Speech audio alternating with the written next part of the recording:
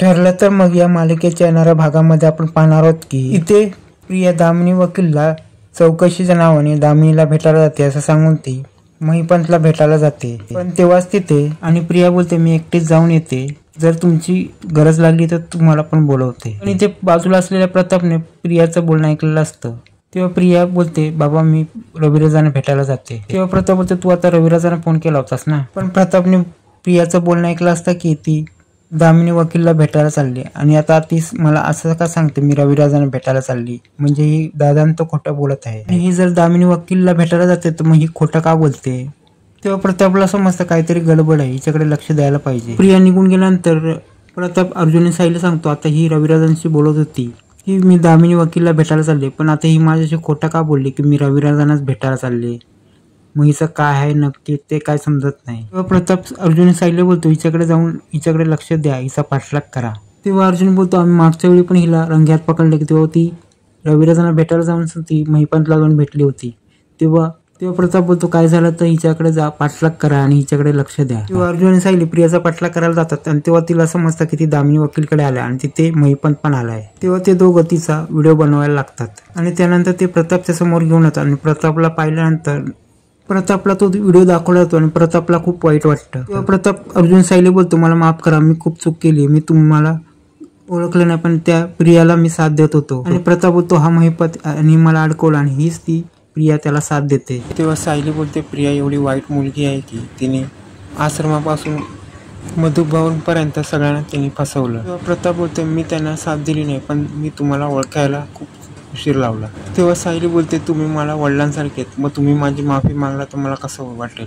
तेव्हा प्रताप बोलतो मी तुमच्या लग्नाला विरोध केला आणि लपून छपून तन्वीला सपोर्ट करायला लागलो। तेव्हा प्रताप बोलतो मी तुमच्या बरोबर कोर्टात येणार आणि प्रिया विरुद्ध साक्ष देणार। तेव्हा सायली बोलते बाबा तुम्ही जसं सांगाल तसं। तेव्हा ते प्रताप अर्जुनची पण माफी मागतो आणि बोलतो मला माफ कर। तेव्हा अर्जुन बोलतो प्रिया ही घरातल्यानं फसवते आणि ही घरातनं निघून गेली तर बस, मला बाकी काहीच नाही पाहिजे। तेव्हा प्रताप अर्जुनला बोलतो तू घाबरू नको, मी प्रिया विरुद्ध कोर्टात साक्ष देईन, ती खोटारडी आहे म्हणून। तेव्हा इथे प्रताप तो व्हिडिओ कल्पनाने दाखवतो आणि बोलतो ही प्रिया ही महिपंतला भेटली आहे आणि ही आपल्याला फसवते। तेव्हा कल्पना बोलते आता आपण काय करायचं, या प्रियाचं आपण या आपल्या अश्विनशी लग्न लावून दिलं आहे। तेव्हा प्रताप बोलतो ते सोड, आपल्याला ती खोटी साक्ष देते ना प्रिया, ते आपल्याला फोडून टाकायचं आहे।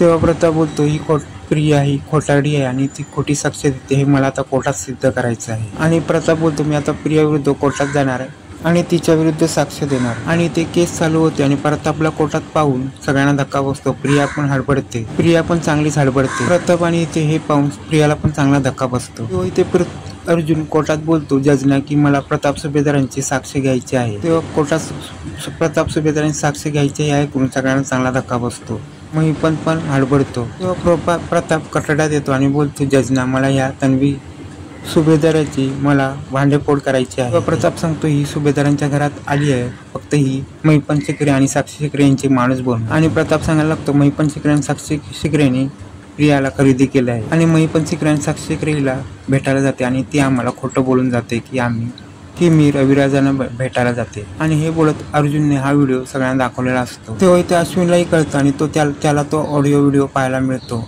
त्या ऑडिओमध्ये महिपंत बोलतो काही झालं तर या सुभेदारांना आपल्याला जाळ्यात अडकवायचं आहे आणि त्यांना जाळ्यात अडकवलं नाही तर काय पण होऊ शकत नाही। आणि महिपंत प्रियाला बोलतो या सगळ्यामध्ये तू माझ्यासाठी काम करत आहे आणि त्या मधुभाऊला अडकवायचं आहे। तेव्हा प्रतापने सांगितलं असतं की ही मुलगी खोटं बोलून या घरातनं त्या महिपंतला भेटायला जाते आणि ती आमच्या घराविरुद्ध षडयंत्र रचत आहे। तेव्हा इथे प्रतापने सांगितल्याप्रमाणे प्रियाचे ऑडिओ व्हिडिओ आणि महिपंतचं सगळं बोलणं हे सगळं ऐकल्यानंतर सगळ्यांना चांगला धक्का बसतो। ते जज सांगायला लागतात काही झालं तरी या प्रियाला हिची साक्ष आम्ही ग्राह्य धरणार नाही।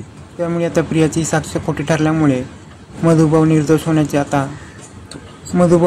आहे आता शिक्कामोर्तब बसणार आहे। आणि आता रविराजांना पण धक्का बसलेला असतो आणि प्रतापने आता प्रिया विरुद्ध साक्ष देऊन अर्जुन आणि सायलीला सपोर्ट केलेला असतो। आणि आता प्रताप नंतर कल्पना आणि पूर्णाई हे अर्जुन आणि सायली यांना साथ देणार का येणार पुढच्या भागातच कळणार आहे।